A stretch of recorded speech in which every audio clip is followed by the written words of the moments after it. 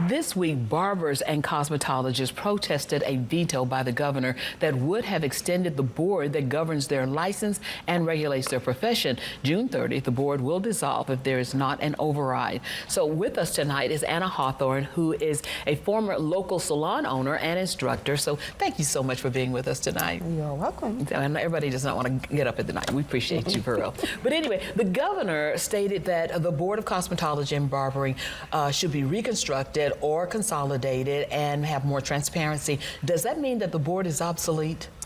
I don't think that it means it's obsolete. I think it is time for it to evolve, and that is what they're looking at, is how can it be more effective.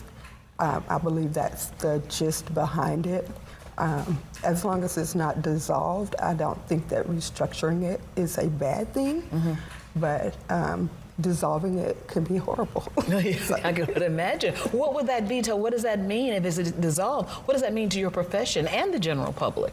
Well, for the profession, it can mean a number of things. This board governs salons, schools, nail salons, even when people get like their facials and things of that nature, so spas, all of those things are governed. And so what they're looking to do, if it's dissolved, then people don't have to have a license to do that, which means that anybody can do it. And that's not good for the public or the consumer, because now you run the risk of safety for the public.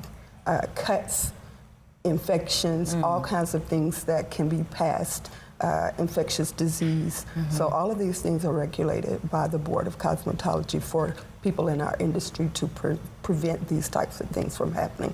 So if the board's dissolved, then you run the risk of these things happening more.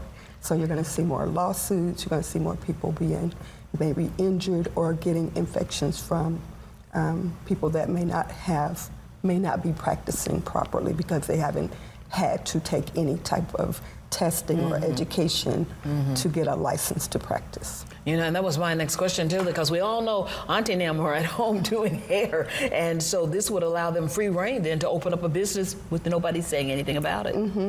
I'm sure there'll still be some type of oversight, you know, economically, but as far as for the health and safety of the public, there wouldn't be any requirement. And so I don't think that that's going to happen. At least I hope not. I hope that people will step up and, you know, let their voice be heard so that this can be overridden. I think that it being sunset would be problematic because now there's more of a chance of it being dissolved. Whereas if they can get it extended and have an opportunity to restructure it, and maybe, because I don't practice in Oklahoma anymore, I practice in Texas.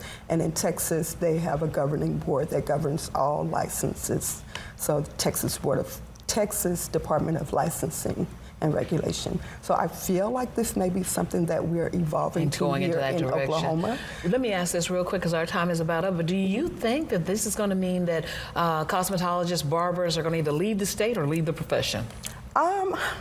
Hopefully they won't leave the profession, and leaving the state can be, you know, something that's not conducive to most people because I'm going to have to move to a new state to practice. So I think that the government will take that into consideration as well to keep people here practicing. I think it's also going to affect how we do reciprocity, because if one state is not licensed, if someone does happen to move to another state, then they'll have to go through a lot of different trials to be able to practice. Kind of like teaching this. Exactly, teaching, nursing, anything that requires a license. Thank you so much for coming out tonight. You are welcome. We appreciate you. You're welcome. All right, Thank you for having me. We'll be right back.